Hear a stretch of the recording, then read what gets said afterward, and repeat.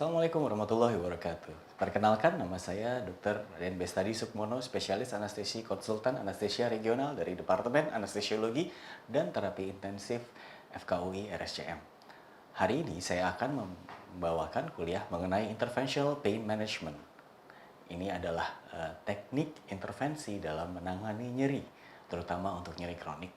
Saya akan membahas dengan detail dari indikasinya, kemudian beberapa teknik akan saya jelaskan, dan semoga mahasiswa yang mendengarkan dan melihat video ini dapat mendapatkan gambaran secara umum tentang interventional pain management. Oke, saya akan mulai kuliahnya.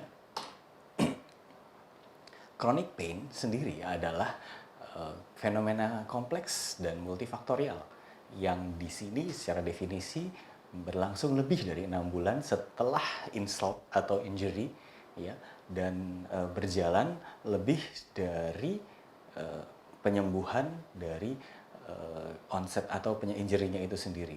Jadi ketika injury-nya sudah selesai dalam masa acute pain, tapi nyerinya sendiri masih bertahan sampai beberapa saat lebih dari 6 bulan.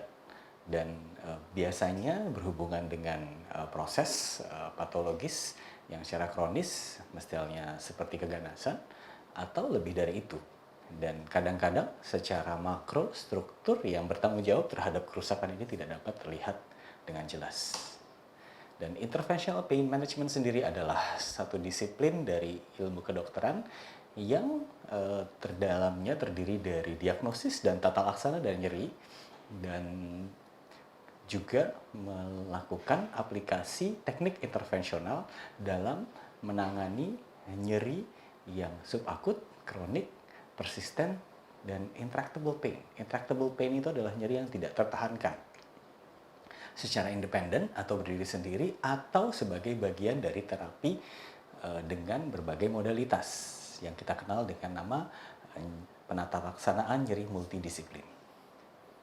Dalam tangga analgesia dari WHO sudah dicantumkan, yang dimodifikasi, memang belum diterima secara resmi di dunia. Step keempat itu adalah memperkenalkan tentang interventional pain management. Jadi ada nerve block, epidurals, kemudian pompa PCA, dan terapi block neurolisis dan spinal stimulator. Akan tetapi sampai saat ini WHO sendiri belum mengakomodir anak tangga yang keempat ini. Jadi keberadaannya masih kira-kira masih belum secara resmi dicantumkan dalam WHO. Mungkin ini dimaksudkan karena belum menyebar luasnya terapi intervensi nyeri secara umum. Nah, kita masih mengenal beberapa patofisiologi nyeri dari persepsi, kemudian dari bawah ada transduksi, modulasi, transmisi, dan persepsi. Dan interventional pain sendiri pada prinsipnya terdiri dari 3. Yang pertama adalah neuroablatif, ya. Dia adalah mengganggu sinyal yang disampaikan dari nociceptor ke atas, jadi memblok transmisi. Kemudian neuroaugmentation, jadi dia mengganggu khusus di modulasi. Dan yang terakhir adalah implantable drug delivery system, dia yang memberikan opioid di medula spinalis secara permanen, yang di sini bisa mengganggu dari modulasi, transmisi, sampai persepsi, karena opioid yang ada di medula spinalis akan bekerja juga di persepsi. Nah, interventional pain sendiri semuanya yang terdiri dari interventional pain sendiri adalah semua prosedur minimal invasif. Yang pertama adalah penyuntikan obat dengan jarum, kemudian yang kedua adalah ablasi dari saraf yang ditargetkan, dan beberapa prosedur surgical seperti diskektomi atau menghancurkan disk atau nucleus pulposus, kemudian implantasi dari pompa intratekal, sampai yang terakhir adalah stimulasi spinal cord. Nah, injeksi jarum itu apa yang diinjeksikan? Yang pertama adalah anestesi lokal, yang kedua adalah opioid paraksial, dan yang ketiga adalah injeksi steroid. Dan yang terakhir adalah agen neurolisis kimiawi. Ini salah satunya yang kita lihat adalah alkohol dan fenol yang absolut. Dan di mana bisa dilakukan di trigger point, nanti akan kita jelaskan kemudian, di spinal dan epidural, kemudian di saraf yang menggenerate pain atau kita sebut dengan pain generator, dan di space line. Agen-agennya tadi, anestesi lokal biasanya yang digunakan adalah yang short acting, ya, biar efeknya langsung bekerja. Itu adalah lidocaine atau di luar negeri dikenal dengan lidocaine dan chloroprocaine. Dan kita juga bisa menggunakan yang longer acting seperti bupivacain, ropivacain, dan levobupivacain. Dan kita juga bisa menyuntikkan glukokortikoid atau kortikosteroid untuk memberikan efek antiinflamasi dan juga sedikit efek analgesia, dan untuk mencegah dan mengurangi hipereksitabilitas dari nociceptor dan beberapa saraf aferen, dan juga mengurangi hipersensitivitas sentral. Dan pada studi animal atau studi hewan, ya, nyeri neuropatik dapat dikurangi oleh tata laksana kortikosteroid. Yang ketiga adalah tadi yang sudah disebutkan, agen neurolisis kimiawi, dan yang terakhir adalah dengan neurolisis secara fisik menggunakan radiofrekuensi. Akan kami bahas selanjutnya. Lokasinya tadi saya sudah sebutkan, bisa di saraf, bisa saraf tunggal atau plexus, ya. Ini mencakup semua area tubuh, ada di kepala, leher, kemudian di ekstremitas atas, regiotoraks, abdomen, dan ekstremitas bawah. Kemudian kita juga bekerja di sistem saraf simpatis, ya, untuk menangani nyeri visceral yang akut atau kronik, dan nyeri yang dipertahankan secara simpatis. Kemudian kita juga bisa dapat memberikannya di epidural atau intratekal, terutama untuk nyeri pasca bedah, ya, dan nyeri saat persalinan. Dan identifikasinya kita bisa menggunakan stimulator saraf, ultrasonografi, fluoroskopi, dan terakhir bisa menggunakan CT scan. Untuk manajemen nyeri akut, kita biasa menggunakan analgesia regional. Yang kita gunakan ada 3 teknik, ada opioid neraksial, kemudian analgesia spinal epidural continuous, dan yang terakhir adalah blok saraf perifer baik secara injeksi tunggal maupun continuous. Opioid intratekal bekerja dengan memodulasi serat saraf A dan C dengan dampak yang minimal terhadap dorsal roots, sehingga hanya mungkin tidak bekerja seperti anestetik lokal, tapi memodulasi sinyal saraf yang berjalan dari perifer ke sentral. Dan reseptor opioid sendiri yang kita kenal ada di otak, ya, di batang otak, di talamus, otak bagian depan dan mesencephalon, dan juga ada di spinal cord untuk reseptor postsinaptik di dorsal horn dan reseptor presinaps di fiber primary afferent. Ya. Dan pemberian opioid di intratekal membutuhkan dosis yang lebih sedikit dibandingkan dosis intravena. Ya. Kemudian kelarutan dalam lemak itu menentukan penyebaran analgesia dan efek samping. Opioid yang hidrofilik seperti morfin ini memiliki penyebaran ke arah rostral atau ke arah atas lebih banyak apabila diinjeksikan kepada lokasi subarachnoid atau epidural dibandingkan dengan yang larut lemak seperti fentanyl. Akan tetapi efek sampingnya akan lebih tinggi pada yang larut air atau hidrofilik. Ya. Kemudian epidural analgesia ini adalah prinsip pengembangan dari anestesia epidural, di mana kita meletakkan kateter di ruang epidural, ya, untuk anestesia, tapi karena sifatnya motorik blok selektif, jadi dengan mengubah konsentrasi anestesi lokal kita dapat melakukan blok secara selektif untuk motorik, sensorik, atau simpatis saja. Dan kateternya ini ditinggalkan bisa sampai 1 dan 3 hari untuk nyeri akut pasca bedah atau lebih pada kasus nyeri kronik yang lainnya. Dan obat diinjeksikan secara bolus berulang atau dengan epidural yang dikontrol oleh pasien seperti alat PCA atau secara infus kontinu. Kemudian perbedaannya dengan intratekal adalah sifatnya yang segmental. Jadi obat hanya bekerja sesuai dengan letak kateter dan dosis yang diberikan atau volume yang diberikan, dan kualitas dari bloknya sesuai dengan konsentrasi lokal anestesik yang digunakan. Dan manajemen nyeri akut memiliki beberapa keuntungan untuk terutama pasca bedah. Pasien dapat bernafas lebih dalam, kemudian bisa mengeluarkan sekresi yang mengurangi kejadian atelektasis, pneumonia. Kemudian pasien juga dapat mobilisasi lebih awal, dapat membuang air kecil sehingga pengosongan lambung juga lebih baik, ya, dan mengurangi risiko tromboemboli, ya. Tapi tetap ada beberapa kekurangan, misalnya kalau dipasang dalam level yang terlalu rendah membutuhkan volume yang lebih tinggi untuk mencapai segmen yang lebih tinggi, dan ada beberapa kalau dipasang di rendah itu menimbulkan retensi urin, dan efek opioid di epidural dapat menimbulkan gatal yang sifatnya berat. Ya, indikasinya tadi untuk abdomen, terutama pembedahan abdomen atau ekstremitas bawah, tadi sifatnya segmental, ya.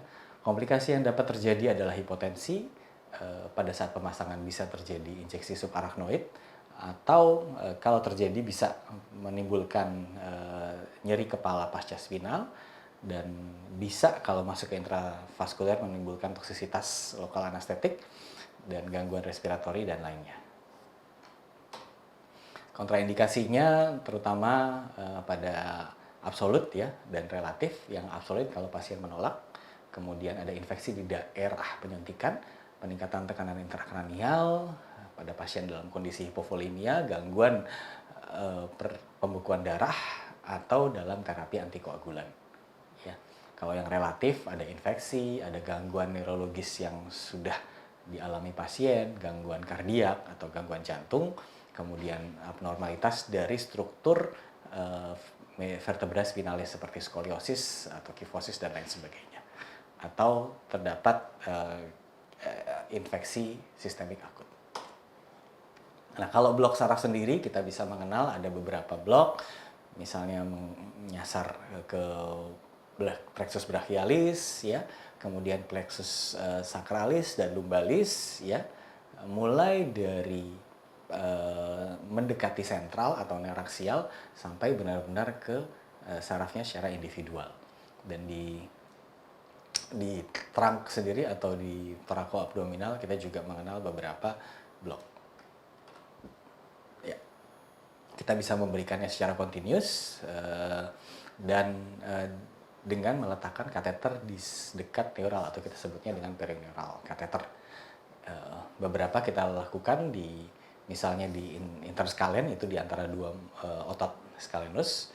Untuk plexus brachialis segmen atas atau segmen roots itu untuk pembedahan di daerah bahu atau humerus bagian proksimal, infraklavicula untuk di siku atau lengan depan, pergelangan tangan dan tangan, kemudian di aksiler, kemudian kalau di plexus lumbalis untuk pembedahan di panggul atau paha bagian atas, nervus femoralis biasanya untuk bagian lutut, ya, nervus sciatic biasanya untuk pembedahan di pergelangan kaki atau di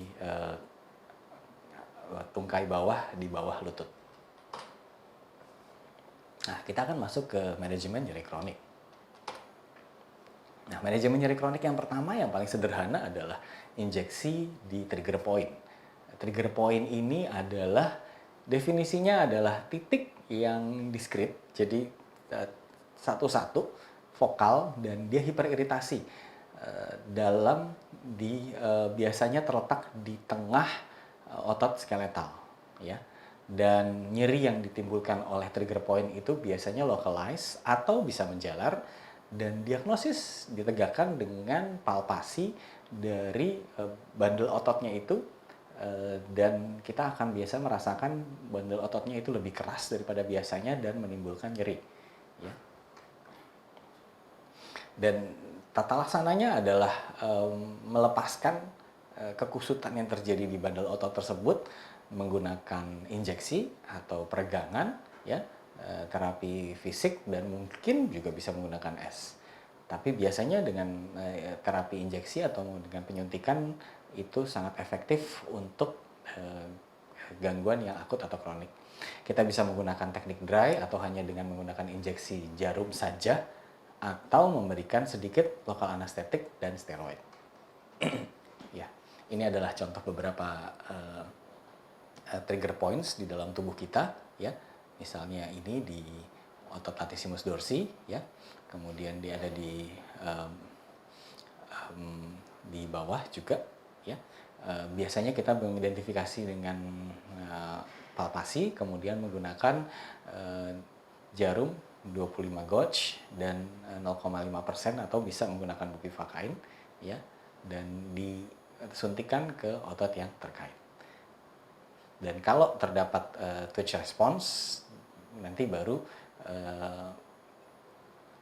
anestesi lokal diinjeksikan sekitar 3-5 cc. Nah, untuk chronic pain sendiri, epidural juga berperan penting. Bisa pertama dengan meletakkan obat anti nyeri berupa lokal anestetik atau steroid di ruang epidural. Dapat digunakan pada cervical, torakal, atau lumbal. Dan sangat efektif untuk nyeri yang menjalar di lengan atau di tungkai bawah. Dapat dilakukan dengan bantuan fluoroskopi atau dengan ultrasonografi, dan tekniknya ada 3 lokasinya: interlaminar, transforaminal, dan hiatus sacralis. Indikasinya terutama untuk herniasi disk, ya, degenerasi atau spondilosis, radikulopati baik yang di cervical, torakal maupun lumbosakral, kemudian ada di stenosis spinal atau artropati dari sendi faset atau zygapophyseal joint. Kemudian untuk nyeri yang dimediasi oleh saraf simpatis, ya, yang baik di ekstremitas atas atau ekstremitas bawah. Kemudian nyeri pelvic, ya. Tapi kontraindikasinya hampir mirip dengan kontraindikasi epidural untuk nyeri akut. Ini adalah gambaran medula vertebra spinalis, ya. Ini ada di lumbal, ya. Kita memberikannya di ruang epidural itu tepat di atas dura, ya. Dan di atas dura, kalau diberikan secara interlaminar, yang kita kejar secara simetris kanan dan kiri yang terkena. Cuma kalau keluhan yang bersifat unilateral, kita biasanya mengarahkan langsung ke transforaminal kalau sudah dapat diidentifikasi dengan jelas. Akan tetapi transforaminal ini injeksinya lebih sulit daripada yang interlaminar, ya. Ini interlaminar, ya, dilakukan di midline, ya, di antara 2 processus spinosus di di tingkat yang kita tuju, dan obat akan menyebar secara sefalat, kaudat, dan bilateral. Jadi kanan kiri akan terefek. Dan ini sifatnya seperti bom. Kalau misalnya kita kurang menguasai teknik transforaminal, biasanya kita kerjakan interlaminar. Untuk dokter spesialis anestesi yang baru mencoba teknik ini untuk anestesi untuk nyeri kronik, biasa masih menggunakan interlaminar. Tapi yang sudah mengalami pendidikan bisa menggunakan injeksi transforaminal atau ke dorsal root ganglionnya langsung. Jadi ini dilakukan di lateral, ya, dibantu oleh X-ray, biasanya dengan C-arm, ya, dan langsung diinjeksikan ke sampai terlihat gambaran dorsal root-nya di sini sesuai dengan kontras, ya. Ini sangat efektif untuk yang nyeri unilateral, ya, baik untuk akut atau kronik, ya.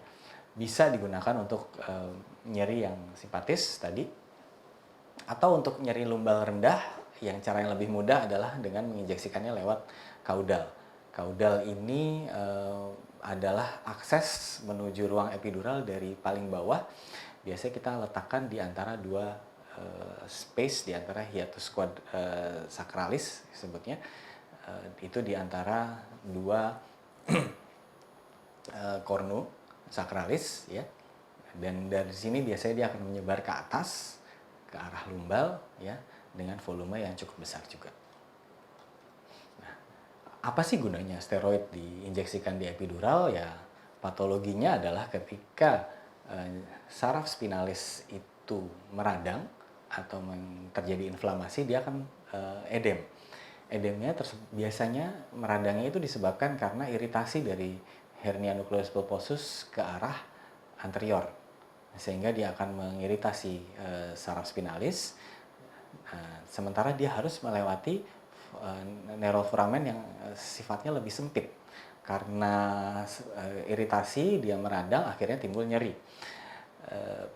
Prinsip kerjanya adalah menginjeksikan antisteroid langsung ke sekitar dari saraf yang meradang, sehingga akan mengurangi peradangan dan mengurangi diameter dari sarafnya. Dengan hal itu diharapkan nyeri tidak terjadi lagi. Nah, akan tetapi injeksi ini ya tentunya tergantung dari ketepatan injeksi pada saat melakukan injeksi, dan hanya boleh diulang 3 kali dalam waktu 6 bulan, atau bahkan sekarang trennya lebih panjang lagi, jarak antar injeksi sekitar 6 bulan. Dan ya tadi, ini adalah salah satu cara untuk mengurangi nyeri. Akan tetapi dibutuhkan tata laksana multidisiplin yang lain agar pasien dapat beraktivitas kembali dan bebas dari nyeri. Ya, kemudian untuk injeksi epidural juga dapat digunakan untuk yang dihantarkan oleh simpatis, ya.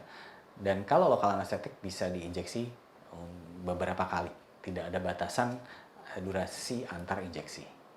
Ya. Nah, di sendi kita juga beberapa kali dapat menyuntikkan lokal anestetik dan steroid, ya, misalnya di genu atau di knee atau di shoulder. Dan injeksi ini cukup sering dilakukan, terutama pada sejawat ortopedi, ya, atau hemmedik. Intinya semua orang yang aktif di dalam interventional pain, ya, untuk mengurangi inflamasi di sendi. Ya, alternatif dari tindakan ini adalah menginjeksi saraf yang mempersarafi sendi itu sendiri. Ya, tapi itu untuk dalam bahasan yang lain. Ya, untuk blok simpatis ini adalah blok yang biasanya digunakan pada nyeri yang dimediasi oleh saraf simpatis, ya, terutama itu nyeri visceral, sering pada nyeri kanker, ya. Dia lakukan di ganglion simpatis atau parasimpatis, mulai dari cervical, trigeminal, kemudian plexus ciliacus, kemudian di paravertebral simpatetis, kemudian juga bisa dilakukan di mesenteric superior dan inferior. Oke. Nah, alternatif dari injeksi steroid adalah radiofrekuensi. Ini prinsipnya sebenarnya adalah melakukan neuroablasi. Yang pertama adalah dengan neuroablasi bila dilakukan secara continuous. Sekarang kita mengenal radiofrekuensi yang dilakukan secara pulse atau pulsatil yang memanaskan si saraf tersebut sehingga mengubah fisiologi penghantaran saraf di situ. Jadi bekerja dengan cara modulasi. Nah, kalau yang continuous itu bekerja dengan cara neurolisis. Nah, yang pulsatil ini bekerja dengan cara neuromodulasi. Dan ini dikerjakan di saraf manapun, biasanya dilihat apakah ada komponen simpatis, motorik, atau sensoriknya. Dan biasanya saraf yang sudah di radiofrekuensi bisa bertahan, efeknya bisa 6-9 bulan kalau dia di neurolisis, dan akan ada regenerasi lagi yang menimbulkan nyerinya kembali. Ya, tadi saya sudah jelaskan secara continuous atau pulse, ya. Kemudian intinya kalau pulsatil adalah dia diberikan secara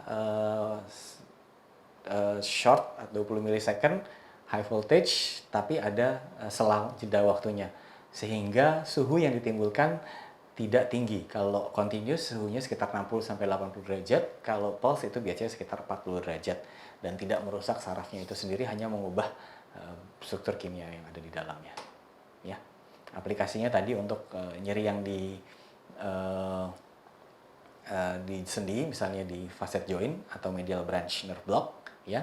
Kemudian bisa dilakukan di beberapa pain generator yang lain.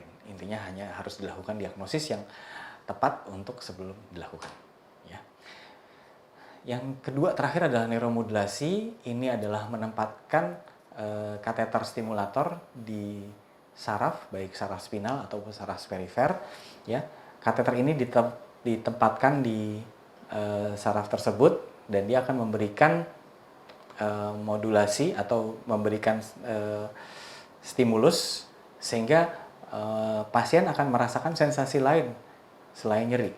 Jadi sensasi ini diharapkan mengalihkan sensasi sensorik nyeri yang mereka alami. Dan penggunaannya sudah semakin luas, akan tetapi kekurangannya alat ini mahal dan agak sulit untuk memasangnya. Ya, tadi bisa dipasang di saraf spinalis, di sini dipasangnya di epidural di level T9, ya, atau di saraf perifer. Ya. Kegunaannya ya tadi dia memberikan stimulasi tadi, ya. Kalau di peripheral nerve tentunya akan dipasang di peripheral nerve dan alatnya ini diimplan di dalam tubuh kalau pasiennya sudah merasa cocok dengan penggunaan neuromodulasi ini. Ya. Yang terakhir adalah terapi intratekal. Ini adalah pemberian kateter yang ditanam langsung ke subarachnoid. Intinya seperti pemberian opioid di spinal pada tadi nyeri akut, ya. Cuma bedanya dia menggunakan pompa yang memberikan opioidnya itu secara rutin dalam periode harian, ya. Dapat digunakan juga untuk menanggulangi spastisitas pada pasien-pasien dengan post stroke pain, ya. Jadi diberikan baclofen, ya, pada pasien-pasien seperti ini, dan pompanya ditanam di subkutis dan di sini ada injection port. Setiap bulan atau setiap kali dosis opioidnya habis akan diberikan oleh sejawat atau dokter yang akan melakukan implantasinya. Oke. Dan secara umum, ya, manajemen intervensional nyeri itu bisa dipertimbangkan pada beberapa kondisi nyeri, baik nyeri akut saja atau nyeri kronik saja. Dan yang lebih efektif tentunya adalah pendekatan multidisiplin. Jadi terapi intervensional nyeri tidak mungkin berdiri sendiri dan manfaatkanlah apa yang bisa Anda lakukan dan sesuai dengan kompetensi Anda apabila Anda nanti ingin mengerjakan nyeri intervensional. Berikut selesai kira-kira kuliah dari saya. Terima kasih atas perhatiannya. Semoga Anda dapat mengerti apa yang sudah saya berikan. Terima kasih.